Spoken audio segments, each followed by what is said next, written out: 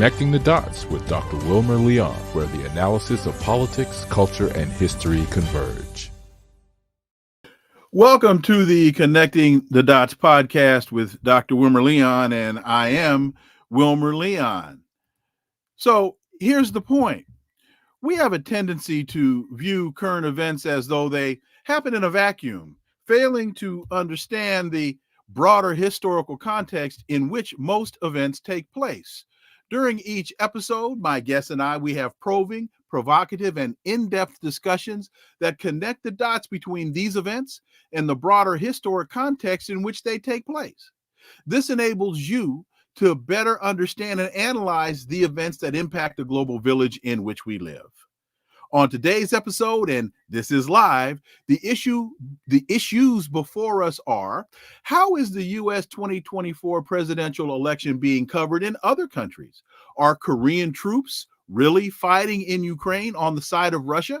And what's the impact of the latest barrage of rockets being fired towards Israel by Hezbollah? My first guest is a Moscow-based international relations and security analyst, Mark Sleboda. As always, Mark, welcome. And let me say, you're my first guest on the launch of the daily live show. Mark, it's like all home week. Well, congratulations. Thanks. It's always an honor and a pleasure to be on Connecting the Dots, Dr. Leon, and especially today. Hey, Mark, and I truly, truly appreciate you joining me, and having you back means an awful lot.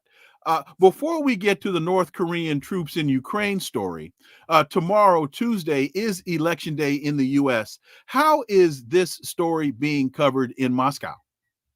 The story of the U.S. election, you mean? Yes. Uh-huh. Yeah. Well, it's not exactly front page news. I have to say this. I think Americans, it is a unique American hubris to think that the entirety of the rest of the world revolves around their parochial little elections, when, as far as the rest of the world is concerned, not much changes whether Coke or Pepsi is sitting in the Oval Office.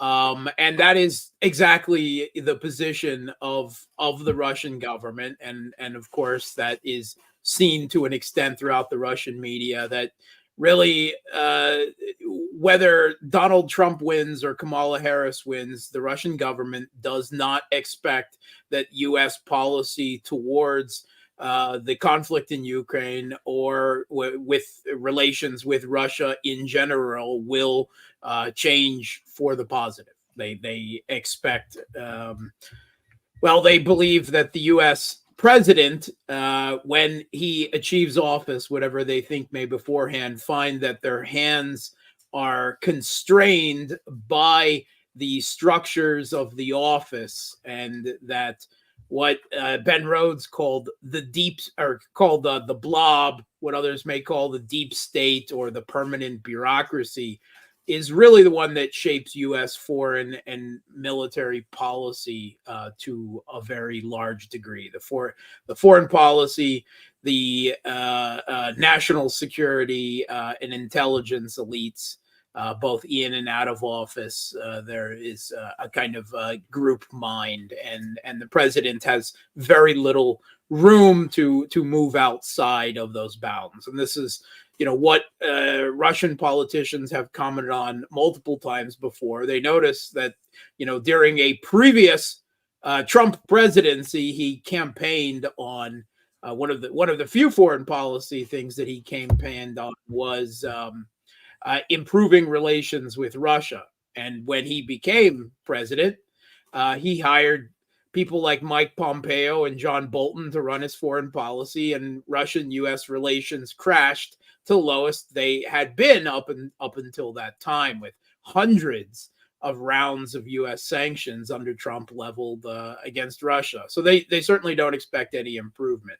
The other thing that I think is being covered about the U.S. election in Russian media is kind of like the idea of rubbernecking, like when you're driving past an accident and it's horrific and you can't you just can't resist turning your head to look at the carnage.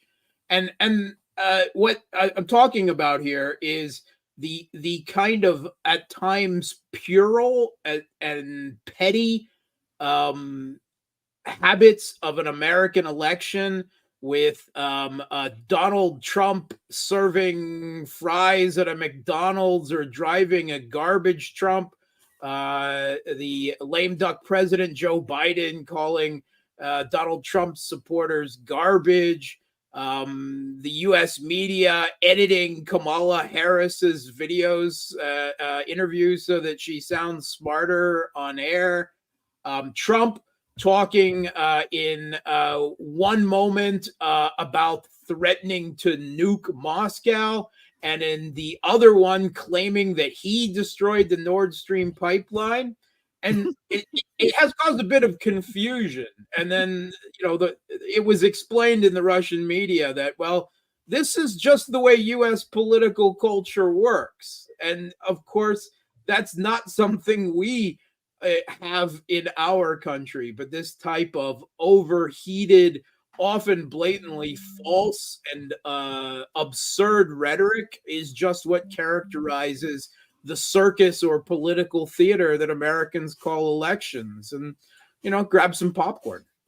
Well, and I really appreciate that analysis, because one of the things that I've been saying to a lot of people, and they really have trouble processing this, is the way that it's marketed is the policy is based on the administration, that a Trump administration is going to give you X and a Harris administration is going to give you Y. Well, they may give you Y because you won't understand what the hell's going on, but it doesn't really matter. It's not party specific as much as it is American foreign policy, and the discussion of it on the periphery might be different, but the actual results of such are pretty much going to be the same. Yeah, I mean, I think that the president generally does have very little room with which to maneuver away from U.S. foreign policy orthodoxy. And you can really see that in Congress with the bipartisan support for U.S. wars and interventions and sanctions and the general course of things. There is a broad bipartisan support for supporting Israel's genocide of the Palestinians, for the conflict in Ukraine. That's on both sides of the aisle. Mm-hmm. And that itself is another constraint on the president, the power of the two, corporate-backed oligarchic parties. So now, thank you again for that. Moving on to the next issue, AP has recently reported that Ukraine's President Zelensky is urging allies to act before North Korean troops reach the front. He's urging the allies to stop, quote unquote, watching and take steps before the North Koreans that, as is being reported, deployed in Russia reach the battlefield.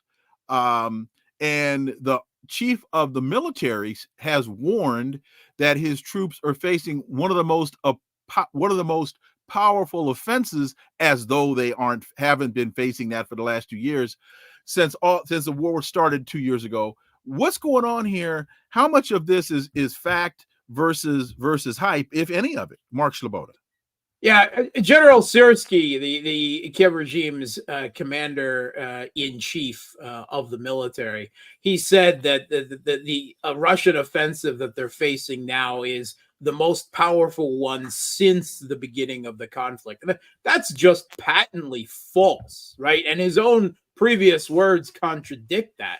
This is by far the most powerful offensive, because the Russian military is, as the U.S. General Cavallari, the Supreme Commander of Forces Europe of NATO, has testified multiple times, including in front of the Senate, is that the result of this conflict is that the Russian military is now much bigger, much stronger, much better, and much more experienced than they were at the beginning of their intervention in the Ukrainian civil conflict back in 2022. When Russia, by the comments coming out of the Kiev regime itself, when Russia first intervened, they had a very small military force. There was only 150,000 troops that for the first year were engaged. And that was, buttressed by about 50,000 or so East Ukrainians who were fighting on the side of the Russians against the West-backed Putsch regime in Kiev.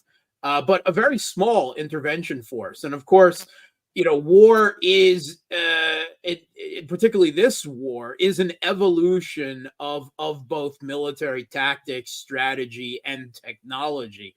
And there has been a very steep and very fatal learning curve on both sides, as essentially a whole new technological realm of warfare is being developed in this conflict.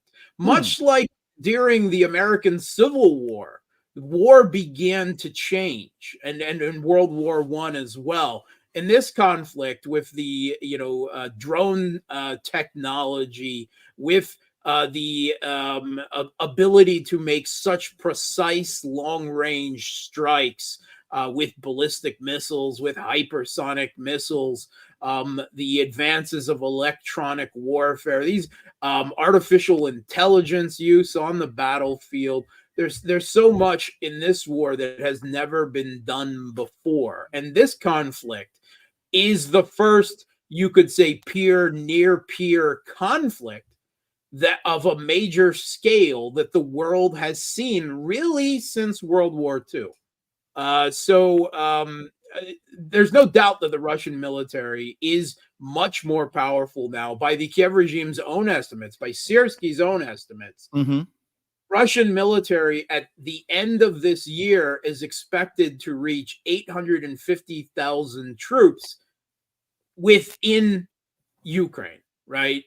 So compare 150,000 to 850,000 and admissions that Russia's production of artillery pieces, tanks, everything drones has gone through the roof. You have a much larger, much more experienced, much better equipped, and much smarter Russian military now than at the beginning of the war. So this is by far bigger offensive than anything that has happened. In fact, Russia's essentially been on the offensive for more than a year now, right?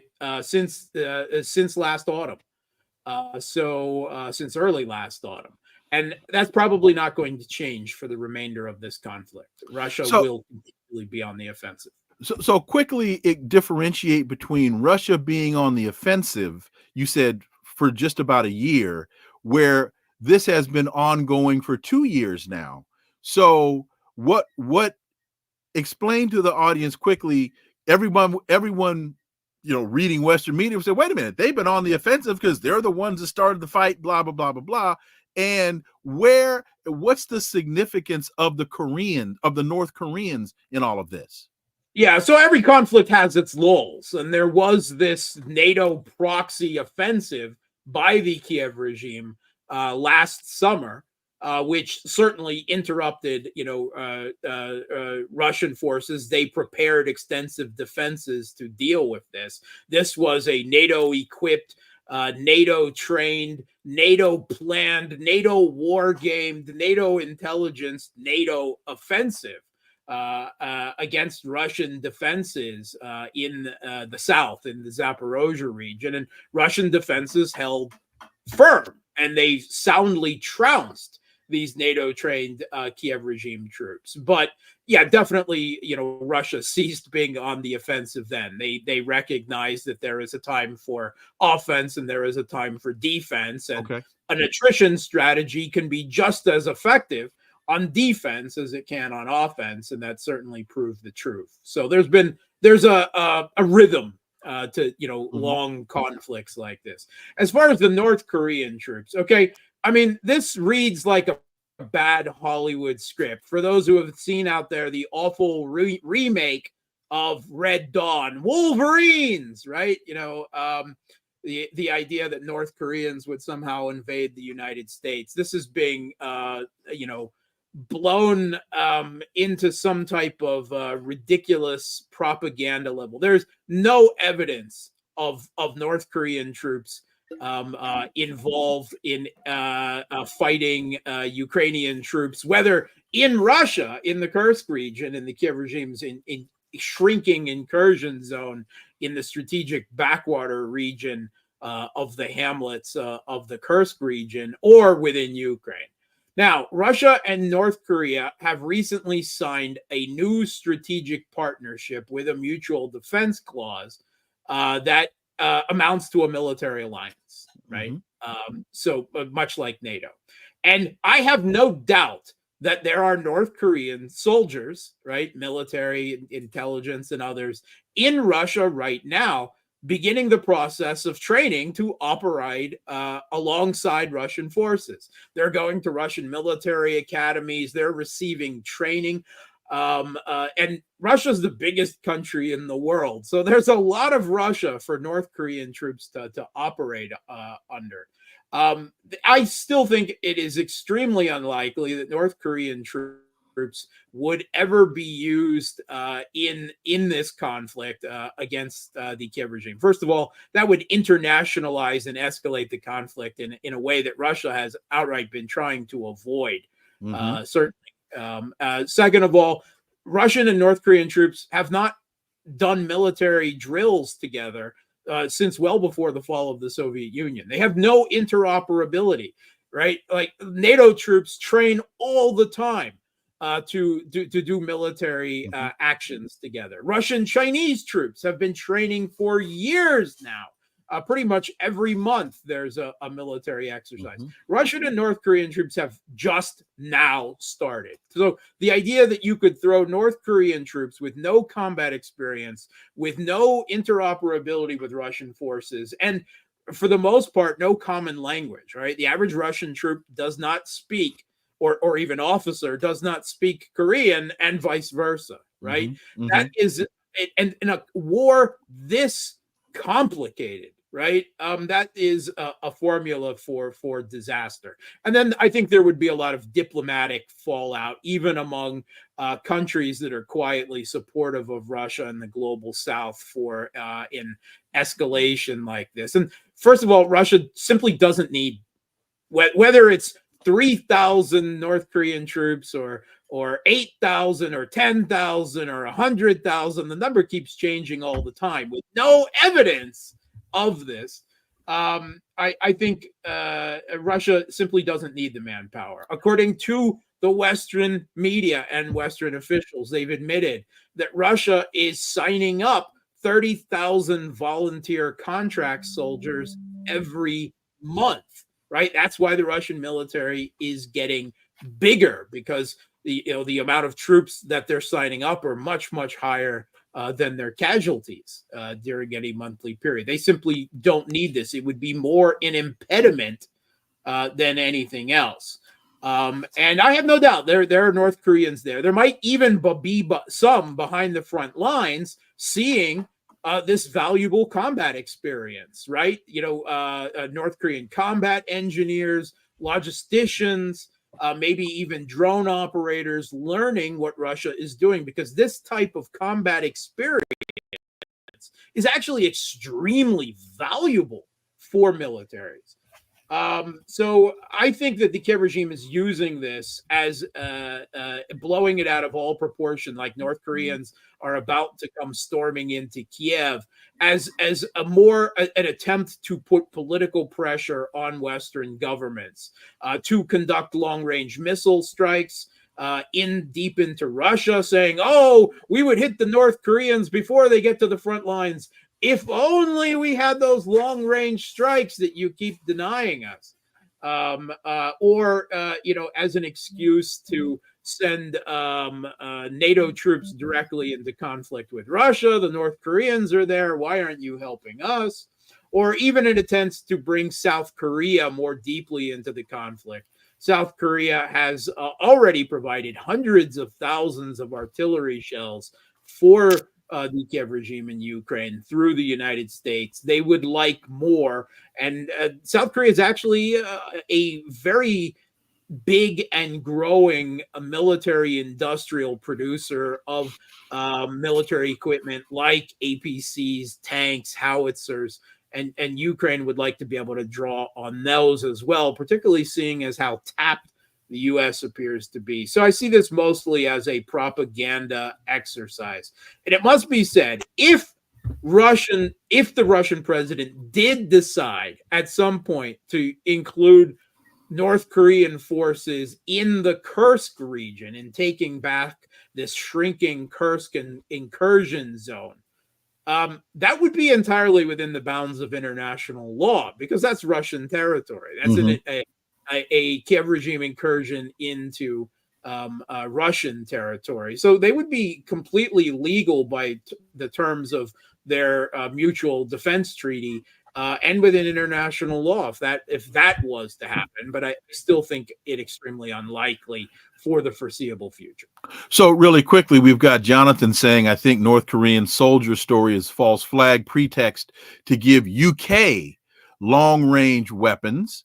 Your answer Ukraine. there. And Ukraine, yeah. To give, I'm sorry, Ukraine, yeah. Long-range weapons. Your quick analysis there. And then Jarito says, didn't some North Korean troops get killed? Am I wrong on that? Yeah, you're absolutely wrong on that. Yeah. Okay. There have been no North Korean troops involved in conflict. Now, there are a handful of people from several different countries fighting on both sides. I've seen a couple as mercenaries or volunteers. Volunteer, yeah. Right. I mean, one side calls them mercenaries, the other side them calls them Americans. Hundreds of Americans have been killed on the Kiev regime, fighting for the Kiev regime side, and Brits and several Americans have been killed fighting on the Russian side, right? But that is not respective of total U.S. military involvement. But I'm not even aware of any North Koreans. What I think he's probably referring to is disinformation by the Kiev regime. Okay, so not all Russians look like white Europeans, right? Russia is the largest country in the world with over 200 ethnicities. If Americans saw Russians from Buryatia or Chukcha, they look Asian, right? And the Kiev regime has been kind of racist. That's been part of their Banderite fascist propaganda and ideology from the beginning of this, even before the beginning of the Russian intervention, that Russia is a Mongoloid horde of Asians that Ukraine, that the Kiev regime is protecting Europe from. That's the way they present it. So if every Russian with an Asian ethnicity suddenly becomes a North Korean troop is just about the most racist thing, right? All those Asians, they look exactly the same. No, they do not, and no, they are not. And Russians from Buryatia, living or having been captured are not North Koreans, and there have been, to my knowledge, no North Koreans killed or captured in this conflict because they haven't been involved in it. There's a story the U.S. is preparing Europe to enter into a direct military conflict with Russia in case Kiev falls. This is according to Russian Foreign Minister Sergei Lavrov. Yeah, unfortunately, I've been doing videos and talking that I had fears that this is where the end game of this conflict would eventually end since the summer of 2022. Right, they're out there. The U.S., they view this as an existential conflict for their hegemony, what they call the rules-based order. We make the rules, we make the orders. U.S. global leadership is somehow, but they view their hegemony is on the line in this, and they cannot lose to Russia. Right, they've put too much political and geopolitical capital into this. So there's going to become serious crux points as Russia now begins to gather steam and steamroll this NATO proxy regime in Kiev.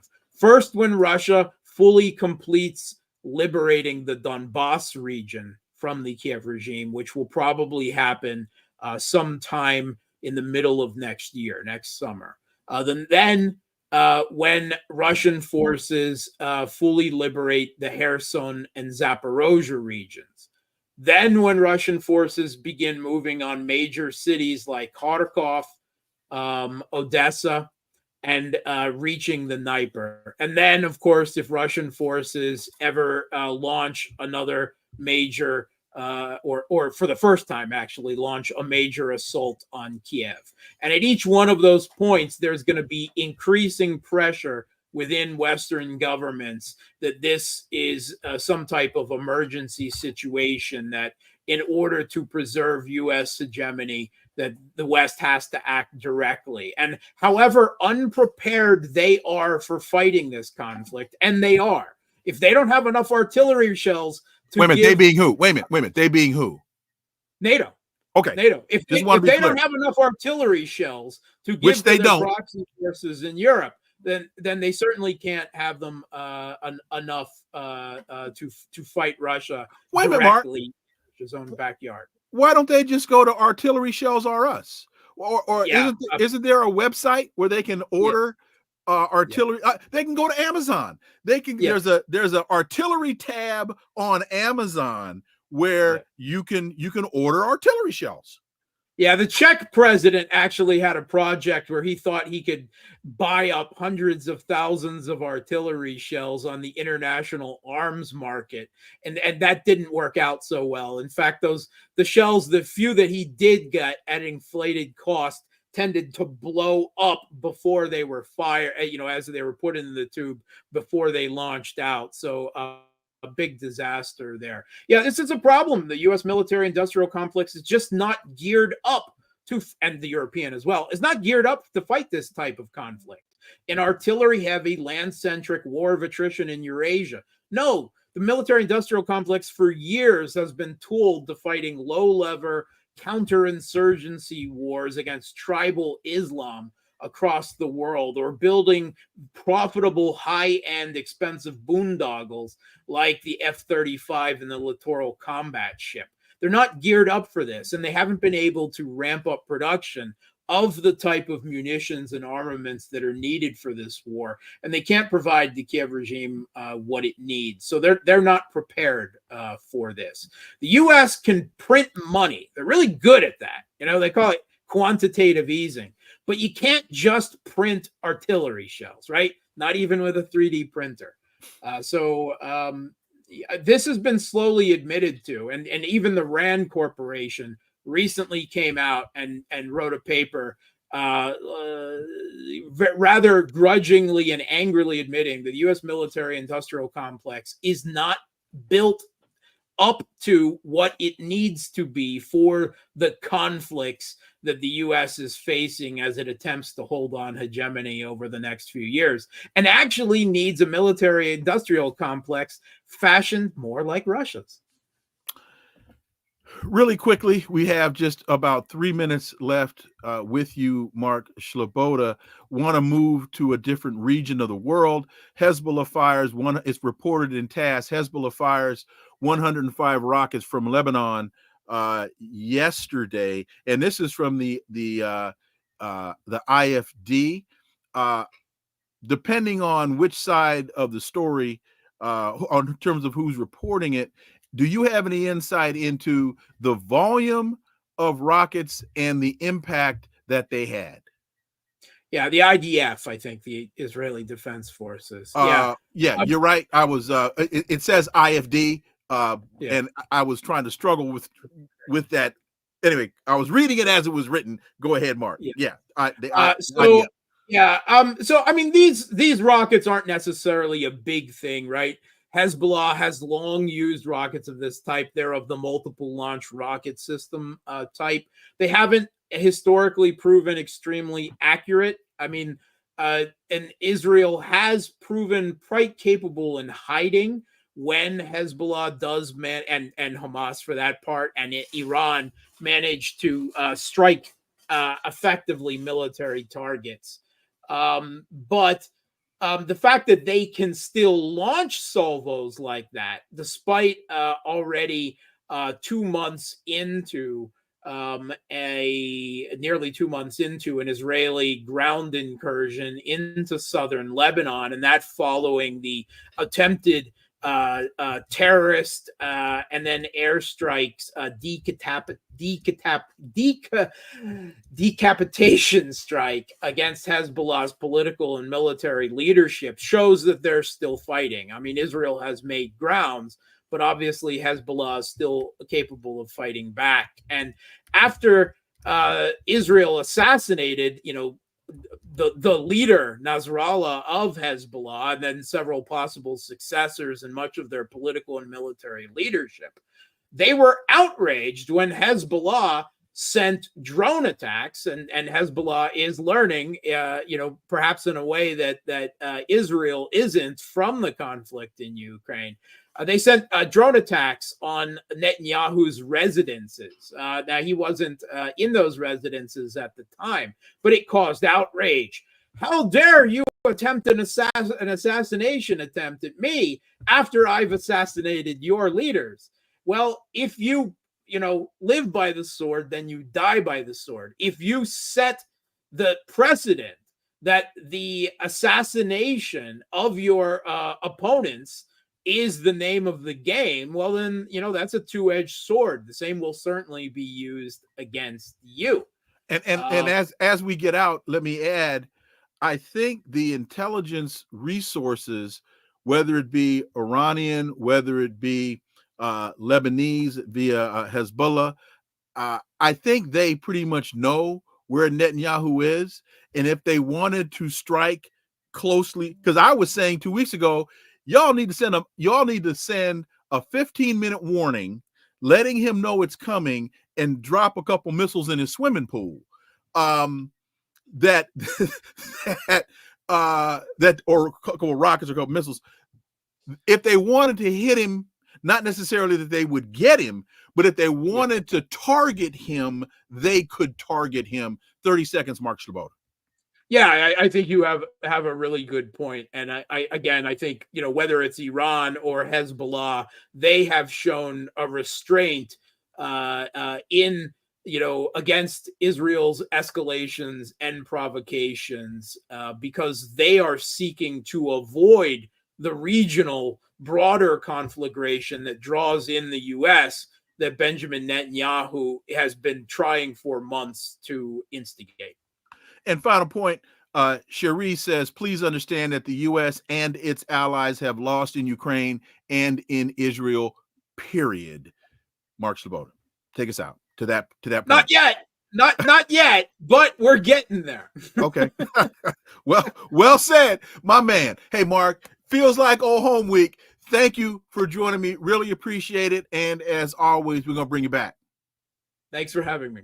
All right. Hey, folks. Right now, you are tuned in to Connecting the Dots with Dr. Wilmer Leon. I am Dr. Wilmer Leon. You see scrolling on the banner there, Patreon. Really need you all to take some time if you value what you're hearing, and you've got to be, because you don't hear analysis as you just heard from Mark Sleboda on the mainstream. You don't even really hear him on a lot of the podcasts. This is where you come. I'm doing the research for you. I'm doing the analysis for you. Not to say that you should just take what I say and run around and scream it. Do it for yourself. But I'm giving you at least one hell of a starting point. So please go to patreon.com/C/Wilmer Leon and help us out here, because this is not cheap. With that being said, let's shift regions of the world. My next guest, he's an award-winning broadcaster and journalist. He is based in Beirut, Lebanon. You can find his incredible work at freepalestine.video. You can find his work at freepalestine.video. He is Laith Marouf, my dear brother. Glad to see you. As always, welcome back. Thank you for having me, Wilmer. Greatly appreciate it. And folks, let me explain to y'all. We know that the U.S. election is tomorrow, is Tuesday. We know that. We've been through mainstream media. We've been barraged with all kinds of so-called coverage, but there are other things happening in the world. And so I want to be sure that we stay on top of what's happening in the world. So with that, Laith, I want to combine two stories with you first. One, how is the U.S. 2024 election being covered in Lebanon? And along with that story, Electronic Intifada has a story. Bill Clinton alienates more anti-genocide voters. The Kamala Harris presidential campaign put forward a powerful, if inept, surrogate former President Clinton to explain away Palestinian deaths to Arab Americans and other voters in the state of Michigan. And Electronic Intifada says it didn't go well. Laith, Marouf. Well, first off, I want to say that obviously the number one issue that the populace in the U.S. Is having to grapple with in this election is the future of U.S. Foreign policy, whether that means the genocide in Gaza and or the wars that are piling up, including the war in Ukraine. But all the candidates that are presented on the mainstream media from the two parties, the Democrats and the Republicans, agree basically on all of the tenets and goals, and therefore the electorate has no democratic choice in front of them. They are not represented. The majority of Americans are against the genocide in Palestine. The majority of the Americans don't want all these wars, but neither of these candidates will end that. So that is something for the American public to deal with because clearly they don't have democracy. For us here in the region, the American elections decide our life, and has been the decider of many people's lives around the globe that are affected by American imperialism. But we don't have a say in who is the emperor that rules our lives. And therefore, looking at the history of the U.S. Dealing with our region here, it's clear that whoever comes in is just going to kill more of us. We are, it seems like, the sacrifice that is required by every emperor to take power in the United States. When talking about the article at the Electronic Intifada, they are right. It was very racist what Clinton did, and how the Democratic Party has been dealing with the Palestinian and Arab and Muslim communities and anybody who supports Palestinian rights is very demeaning. And I think this is the point. Both parties do not want the vote of the Palestinians, Arabs, and Muslims in general, and anyone who supports them. Both parties have said they will continue with the genocide. So I feel, while it looks like a failed attempt at convincing the Arab and Muslim communities to vote for the Democrats, this speech by Clinton, in reality, I feel that it was actually part of the psyops and the psychological warfare against the Palestinian, Arab, and Muslim communities that are citizens of the US. It is intentional to harm them, to make them feel that they have no choice, that their voice is irrelevant, that they have no control of their life or any representation in the quote-unquote democratic system of the US, and is to demoralize them. This is the intention. Otherwise, it would have been better for the campaign of the Democrats to just ignore the Palestinian, Arab, and Muslim communities and not even address them.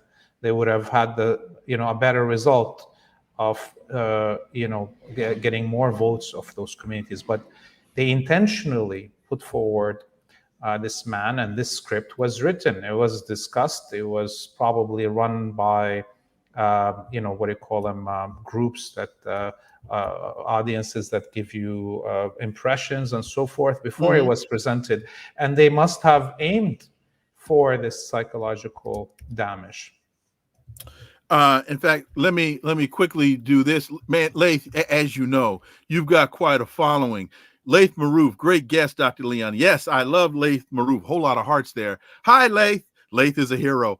You're and yes, Laith, you are a hero. And to my former Sputnik colleague, Ian DiMartino, thank you so much for checking me out and your excitement for the new show. Greatly appreciate that. Laith, want to take you now to a story that we just discussed with Mark Sleboda, who, by the way, for many of you all who may not know, was joining us from Moscow. See, folks, I go on the ground where the story is. There's no spin here. Talk without analysis is just chatter. We don't chatter here. We're giving it to you on the straight, no chaser. Hezbollah fires 105 rockets from Lebanon, according to the IDF. If the IDF is saying 105, it's probably 10 million and five. What is so? Your thoughts on Sleboda's analysis, and then what are you experiencing on the ground? So today, since the morning, Hezbollah has announced the targeting of at least 8 different gatherings of Israeli soldiers in frontline colonies. And these frontline colonies on the border between Palestine and Lebanon have been evacuated, now completely. So when Hezbollah says they are using swarms of drones to target Israeli gatherings of soldiers, these are very precise, and they're taking out these gatherings. We've been watching since the morning. Also, a few videos came out by Hezbollah of Israeli soldiers that entered Al-Khiyam village right on the border and entered one of the houses that is just a few meters from the border, and were trying to plant a flag so they can get a TikTok moment to claim that they occupied Khiyam. And you can see from the camera of Hezbollah while they're counting how many soldiers, where they are in this house, and then they blow it up. And so from just this video, you could see a platoon being eradicated right there. And that is the reality for now 42 days since the beginning of the attempted land invasion of Lebanon. The Israelis carpet bomb the frontline villages in Lebanon. Then they attempt to enter, and then they are confronted by Hezbollah fighters on the ground. They're taken out. 2 or 3 different groups of Israeli soldiers attempt to withdraw their dead and injured, and then they get under attack. And then this goes on for a few hours until they're able to withdraw some of their dead and injured. And then they carpet bomb the village again. And a cycle goes on day in, day out now for 42 days. And the Israelis have not been able to hold one village in South Lebanon. So that shows you how fierce the fighting of Hezbollah is, and how actually successful in targeting they are. And when we're talking about that 100 somewhat missiles that the Israelis mentioned there, these are not the same missiles of 2006 or 1980s or 90s. These are actually very precise missiles. And Hezbollah is using them in ways that we haven't seen in any other war fronts. We every day they release the images of those missiles hitting their targets correctly. And Hezbollah has many varieties of these old, let's say, Katyushas and other missiles that have been upgraded with better guiding systems, with better accuracy. This is above and beyond the thousands of new guided missiles and cruise missiles and ballistic missiles that Hezbollah has in its arsenal. And they're throwing hundreds of them every day on the colonies from the border all the way to Tel Aviv. You mentioned Israeli forces going into a village and planting a flag for a TikTok moment.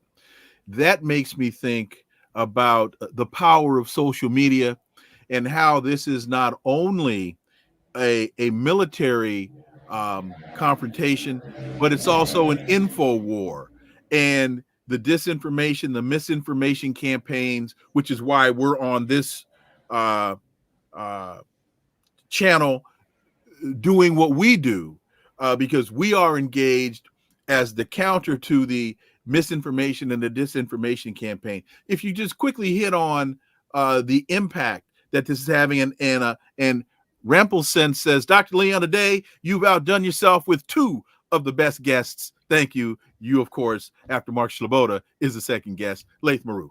Yes, well, when we're looking at the videos, and you can watch these videos on Free Palestine TV's socials on Telegram and X, we translate them fully so you can read everything in English. And when you're watching these videos of Hezbollah's operations on the ground, they are such high technical and propaganda value videos. They're done really well. And looking at the social media spaces, we can ascertain that actually Hezbollah has won the propaganda war, similarly for the resistance in Palestine. In general, I think the Zionist and the West as a whole has lost the propaganda war completely. And this is why we see the shift in the style of propaganda conducted by the Zionists and the West over the last year. In the beginning, there was that propaganda of attempting to convince people that Palestinians are monsters, so is Hezbollah and the Ansarullah in Yemen. We eat babies, we burn them, mass rape, all of these things. But as the power of this propaganda waned under the pressure of live broadcasted genocide that is being delivered to us by the Palestinians themselves, the citizens in Palestine, and here, the resistance here in Lebanon, what happened is that the West abandoned, and the Zionists abandoned any even modicum of trying to convince the masses in the world that their war is just. So what we see now, after 13, almost 14 months of the beginning of this genocide, is that all the propaganda that the West is producing is directed towards instigating hate within a small core of Zionists in the West and inside the Zionist colony that are bloodthirsty. And so everything is about humiliating and killing. I mean, those pager jokes that you see happening on live television, for instance, against anybody that's critical of the Zionists, this is crude. And it's only aimed to instigate already people that are very Zionist into laughing and feeling that they have power. That's the ultimate now goal of the propaganda coming from the West, is to raise the morale of the hardcore Zionists. Everybody else, they don't care anymore. And that's an indication of how the axis of resistance has already won the propaganda war. And let me take a quick pause here. Let me ask, right now, we have 155 viewers. If we could get just this barrage of thumbs up, if you all are digging what we're putting down, if you're feeling what we're putting out, if you could just just hit us with this barrage of thumbs up, would greatly appreciate it. We need. I'm still learning this this technology, and so 152 of y'all, if you could just give us a thumbs up if you really like and are enjoying what you. Also on the comment side, if you could tell us where you are viewing from. Cherie, thank you. I see you gave me 5 or 6, but I need those to show on my screen here. Anyway, so please, y'all, we need y'all to yeah, Jonathan, I said dig it. I want y'all to dig it what I'm putting down. So with that, Trump told Netanyahu, this is from Al Jazeera, Trump told Netanyahu he wants ceasefire in Gaza by the time he wins. Two informed sources familiar have divulged that Trump has informed Netanyahu that if he wins, he wants Israel to end the war by the time he enters. I interpret that, Laith, as escalation, not peaceful resolution, Laith Marouf.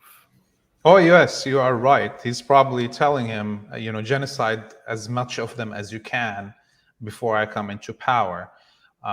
Ultimately, it seems like both candidates gave promises to Netanyahu when he visited the US. And the idea is that he has free reign until the coming of the next president, and that things should be kind of cleaned up by that moment, so they can blame any problems on the exiting vegetable Emperor Biden. And that's the way Netanyahu's been acting. And I think the problem with this, blank check that the elite in the United States gave is that they don't understand that actually it's impossible to end it by that point. And in a way, I could only believe that Trump thinks that Netanyahu will end the war by then. If I don't have any brain cells, looking at the ground here, there's no way that Netanyahu can win against Hezbollah and or the resistance in Gaza. Not now, not ever. In fact, the United States is having to increasingly get involved directly in this war in the open. They've been involved directly since the beginning of this war because the Zionist military is defeated. I know Sleboda was saying that he doesn't think they're defeated. They're on the way to be defeated. But in the situation of the Zionist colony and the Ukrainian army, if there's 1 minute of one shipment of weapons that is not delivered to either of those armies, they will collapse immediately. Israel doesn't have any more industrial base to build anything. All of it has been destroyed by Hezbollah. And most of the weapons, if not all of the weapons, are coming directly through 2-3 flights a day and multiple ships bringing these weapons. Otherwise, there'll be a total collapse of the Israeli military capabilities. And they're increasingly having to depend on Western Air Force, whether it's through the attack on Iran that we saw, or right now the United States sending more and more bombers to the region and what have you, and or the involvement of special forces on the ground inside Gaza and here on the border with Lebanon or inside Beirut even. There's on the ground here, there's American and British and German and other special forces that are giving coordinates and so forth for the Israelis to attack. And I got to give shout outs to Jonathan in Maryland, Holistic Politics in Finland. So we are traversing the globe here. We got Cherie in Alabama. We got Darius in New York. Hey, I need y'all to hit that thumbs up so that they show up on my screen. Hey, Laith, there's another story here. You mentioned the U.S. Air Force. To that point, U.S. bombers arrive in the Middle East as part of new deployment for Israel. B-52s have arrived as of this past Saturday as part of a new deployment to, quote unquote, defend Israel amid speculation over whether or not Iran will respond to the Israelis' 26th of October attack. So one of the things I remember, I think it was Hezbollah saying, it might have been Iran, that was saying, part of your punishment is you're waiting for us to respond. So if you could speak to that. And also, Vice President Harris told us early in the campaign, there aren't any American troops fighting anywhere in harm's way. And we knew that was BS when she said it. But now they got B-52s on the way, and I don't think they're being flown by anybody else other than the U.S. Air Force. Yes, and some of our viewers may remember that in the beginning of the genocide in Gaza, when Biden went to the Zionist colony and then he met with American special forces, and somebody by accident leaked a photo with even the faces Right. of these soldiers, and so they are on the ground. They are participating in the war inside Gaza and the genocide there. They are on the ground here on the border, and this includes Canadian, British, French, German special forces. And on top of that, the assassination of Sayyid Hassan Nasrallah here in Beirut, that didn't happen using only Israeli jets. Israel doesn't have. They claimed that day that they conducted 2,000 air raids in one day. Israel doesn't have that many jets to be able to fly that much. An F-15 or a F-16 needs to cannot go more than two sorties without going into mechanic checkups that last a week. Similarly, an F-35 cannot actually do more than one sortie before having to be grounded for a week for checkups. And if it's raining, I don't think they can fly in the rain. Yes. So clearly the And I mean Israelis are the Americans and the NATO are flying not only surveillance over Lebanon and Palestine, but they are conducting these raids. And on the day of that October 20 somewhat Israeli attack on Iran that failed, though there was American fueling jets up in the air fueling the supposedly only Israeli jets that were supposed to attack Iran. And that day, the Israelis and the West, all of them, failed in their mission and had to withdraw their second and third wave that were coming to attack Tehran because the F-35s and the B-2s were all exposed by the Iranian radars. This is the reason we didn't see an attack on Tehran. And this is also why the United States is now bringing B-52s, because it had attempted to attack Iran with B-2s and F-35s and failed. And now the only threat that they have left is, what can you carry in a B-52? Nuclear warheads. So this is a threat against Iran of using nuclear weapons if it attacks the Zionist colony, and the attack is coming. And I personally hope that it comes the night of the U.S. elections. So it will be great. It will be great theatrics if that happens. I've learned in the years that I have been blessed to have you as a friend. When you say things like that, you know what you're talking about. You've got your thumb on the pulse. Because I remember you saying, I want to say it was July. You said, or maybe it was June. You said something's about to happen. I can't tell you what it is, but you said because I don't. He said, but the sense I'm getting something big. And I said, well, what are you talking? I don't know, but and then bingo. So let me two questions I want to ask the audience to ask you. So to the audience, I'm asking, does this issue in Gaza, to those of you that are viewing this from the United States, or whether you're not, does this issue impact your political decision on who you're going to vote for or if you're going to vote? Do you care? And what is the one issue? Here's the other question. What is the one issue, if you can ask this question directly to Laith Marouf, what is the one thing you'd like for him to clarify? So if you all could post your answers to those two questions, I still only got 6 thumbs up. So I need you all on your side of the ledger to give us a thumb up. So holistic politics, my prevailing feeling has been that of demonization on Western lies, violence, propaganda, and crushing of any opposition. I wonder how you keep your morale up during all of this happening. That's a great question, because you were very, very close. You live very, very close to the neighborhood that Yahya Sinwar resided in when those missiles vaporized that neighborhood.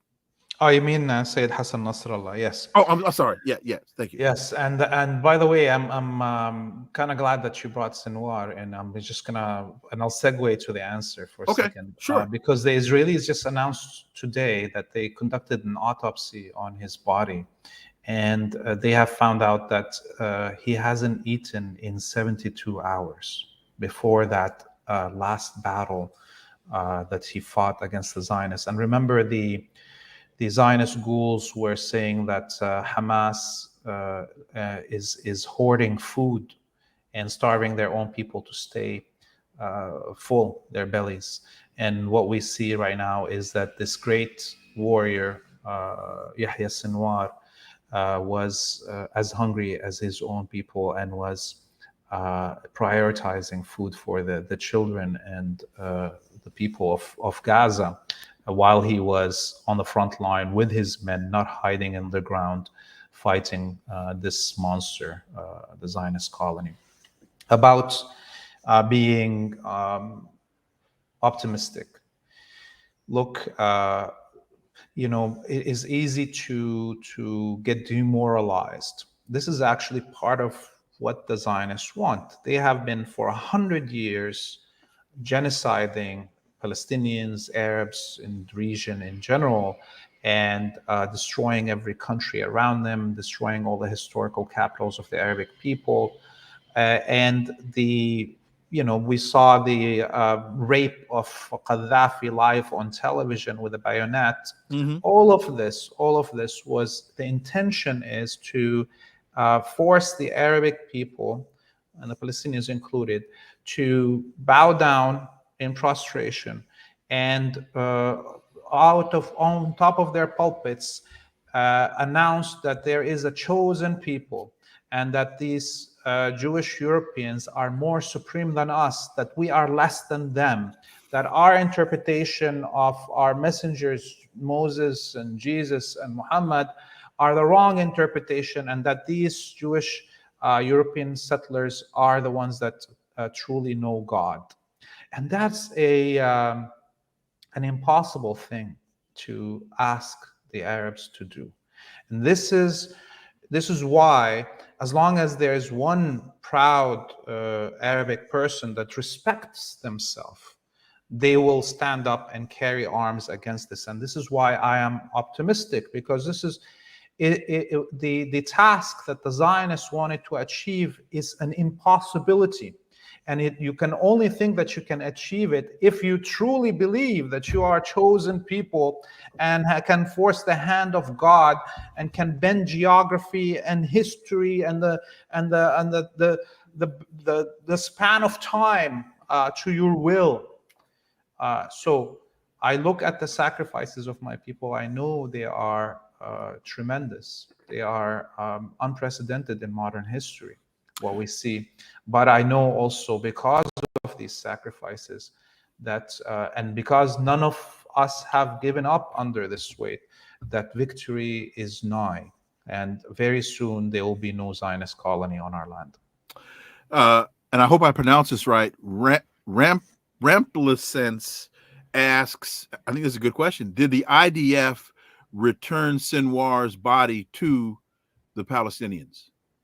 No, and he's not. His body now will be held hostage, along with close to 3,000 Palestinian martyrs that are hostage in the Numbers graveyard, as they call it. Imagine this: there is a graveyard inside the Zionist colony of Palestinian bodies that they refused to return since 1948, and it's called the Numbers graveyard. And it's like what the Nazis did to the Jews in Europe, writing numbers, but it's on coffins. So the fascism of the Zionists carries on even after the grave. Let me make this point as we get out here. As you listen to Joe Biden talk about we're working towards a ceasefire, as you listen to Vice President Harris say we're working towards a ceasefire, and you've got Secretary of State scampering around claiming to be negotiating, I believe Ronald Reagan, like in, what was it, in 82, he picked up the phone and he called, who was the prime minister at the time, in Israel. Anyway, he called the Israeli prime minister and said, stop it. He said, what you're doing is a Holocaust. Stop it. Put an end to it now, or we're not going to play with you anymore. That hasn't happened yet. If you speak Menachem Begin, thank you, Zach. I appreciate that. Reagan called Menachem Begin, of all people. Ronald Reagan has had more sensitivity to the implications here than the so-called left of Joe Biden and Kamala Harris.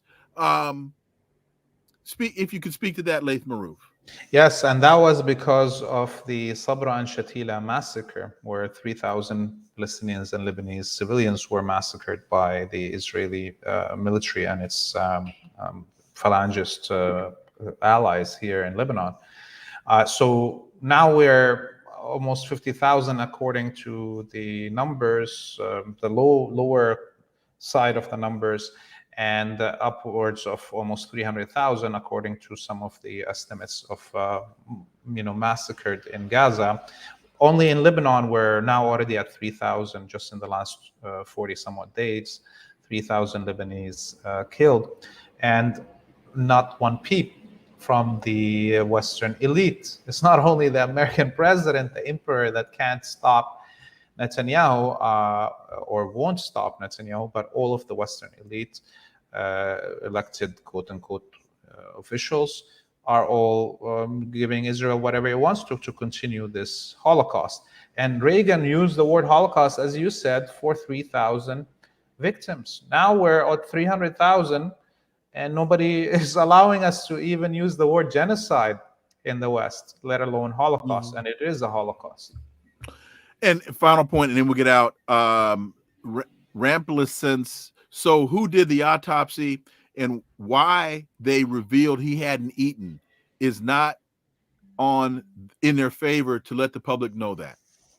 Yeah, so this is the thing that sometimes supremacy blinds these wackos. And similarly, when they released the video of his last moments, his last fight with them, they were intending it to say, hey, look at us, we've got all the technologies and we killed them, and look at his last moments, he's not able to fight us. And it, of course, for anyone who is not supremacist, watching those last moments of a hero with one arm fighting a drone with whatever he has around him, it backfired. Similarly, right now, they were trying to say, look at him, he couldn't even have food, and our policy of starvation is working. Look, if you fight us, we'll starve you. This is their intention, but it's backfiring because the rest of humanity is not a supremacist freaks like them, and the rest of humanity sees that this is a truly honorable hero that fought for his people, lived with them, lived the same oppression that they did, and until the last day of his life was amongst his people and fighting for their rights. And I keep saying last question, but we keep getting questions. But we're getting questions, but y'all ain't giving me the thumbs up, and you got to give me the thumbs up. First of all, Cherie says, I have no use for Ronald Reagan. Sorry, it spoke with forked tongue. Cherie, you are absolutely correct on that point, but this is why it's important to pay attention and watch Connecting the Dots, because Laith and I, we're connecting dots here. If someone as despicable as Ronald Reagan, even a blind squirrel, can find a nut in the forest sometimes. If someone as despicable as Ronald Reagan could pick up the telephone in the midst of a massacre and tell Begin, stop it, and use the word Holocaust to a Jew, and Joe Biden can't do the same thing with Netanyahu. Well, that's because Biden is an admitted Zionist. We see, Cherie, we can't allow our bias and our disgust to influence our analysis. In spite of how despicable Ronald Reagan was, there were some times in life he did the right thing, and that was one of them. He was just an actor, but in this instance, Cherie, he acted on the right side of history, where Kamala Harris and Joe Biden are on the wrong side of history. T. Hill, you wanted to know, I think, what's the name of the books about U.S. government destabilizing other countries? Overthrow. America's Century of Regime Change from Hawaii to Iraq by Stephen Kinzer. And you should be impressed by the fact that I was able just to reach over to my bookcase and pull this out on such short notice. Overthrow, America's Century of Regime Change, and I'm reading it backwards, from Hawaii to Iraq, Stephen Kinzer. Also, he's the author of All the Shah's Men. Great, great book. Reagan only did it because he was under other pressures. Well, Ronnie, I don't give a damn why he did it. It was the right thing to do. I don't give a damn if Luca Brasi was standing there with a gun in his head saying either your signature or your brains are going to be on the contract. He did the right thing. That's the point. You have to get your bias out of the analysis. I don't give a damn why he did it. It was the right thing to do. And as my father would tell me, the one thing about right, it's always right. Final question, Laith Marouf. And folks, I'm still at 6 likes. You got to, come on, hook a brother up. Are we headed towards World War III, and why? It is very likely. So look, the region here is a great, kind of smoke signal for what's coming. The empire does not want to let go and live in a multipolar world. They still want to be the hegemon. They see that losing the Zionist colony means losing control of the wider Arabic world and the transportation, communication, that is this region.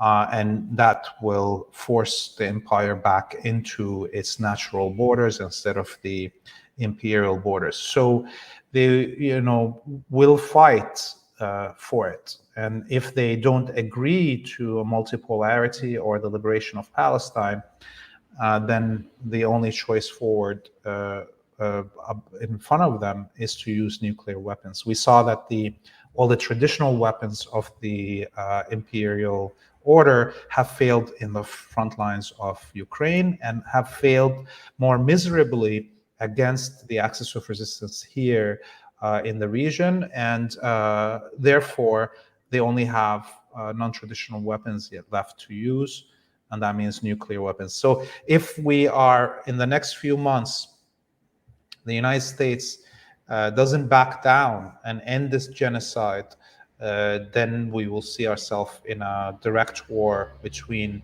Iran, axis of resistance, versus the West. And the West will be using nuclear weapons. And once they use nuclear weapons, I think the rest of the players on the planet will also use them. I hope for a liberation of Palestine within the next year. I think that if the West doesn't use nuclear weapons within the next year, Palestine will be liberated. But I also say that if there is a nuclear holocaust, there will be no more Zionists in Palestine. So the end of the Zionist colony is written already.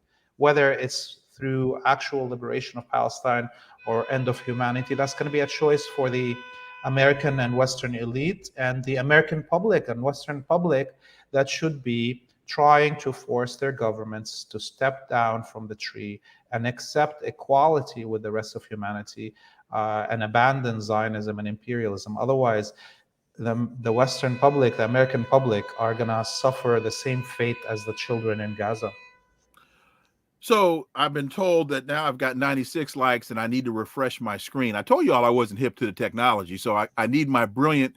I'll have to consult with my brilliant producer Melody Graves, and she'll hit me on how to I didn't want to push a button and then have everything go dark. So cool. Lamone, thank you very much. Oh, and also let me just quickly say, who was it? The other book, T Hill. The T Hill. That's not a horn you should pay attention to, Laith, is it? No, Oh, it's just because of the extra of all of the internally displaced. Beirut has doubled the population. Okay. Oh. And so every road right now, there's extra cars double parked on the sides, and there's no cops to move people. So although this road in front of my house is supposed to be a 2-lane, now it's like barely a 1 lane. So there's crazy traffic and people beeping for no reason. And so where'd he go? T Hill, it's Confessions of an Economic Hitman. And that's on another shelf, which I just can't quickly put my hands on without leaving the screen. That's John Perkins. John Perkins is the author of Confessions of an Economic Hitman. I strongly suggest reading Stephen Kinzer and Confessions of an Economic Hitman. I had both of those gentlemen on my Sirius XM show. T Hill, thank you for watching that, for listening to that program and watching this one. Laith Marouf, my dear brother, as always, man, you can't see the love you're getting on this side of the screen, but you've got inshallah, our people in Palestine need relief. That comes from Zach. So with that, Laith Marouf, my dear brother, thank you. Greatly appreciate it. Thank you, Wilmer. See you soon. All right. Hey, folks, you got to go to Patreon. Really need you to go to Patreon, because for me and for Melody to do this every day, or as some of you might say, every day, we need some help. I got to thank my guest, Laith Marouf, my dear brother. Thanks to him. Thanks to Mark Sleboda for joining me today. I got to thank you all so much for joining us today for the Connecting the Dots podcast. We will be doing this daily, but we will only be able to do it if you go to Patreon and help us in the effort. Help us help you, because we do the research, we bring the guests on, and we provide you with this is the no spin zone, folks. This is talk without analysis is just chatter. So stay tuned for new episodes every day. Please follow and subscribe. Leave a review. I got to get them thumbs up, folks. I got to get them thumbs up. Share the show. Follow us on social media. All the links below. Go to Patreon. Seriously need you to do that. Remember that this is where the analysis of politics, culture, and history converge, because talk without analysis is just chatter, and we don't chatter here on Connecting the Dots. I'm going to see y'all tomorrow. Tomorrow's election day. We're going to see y'all tomorrow. Until then, I'm Dr. Wilmer Leon. Have a great one. Peace. I'm out.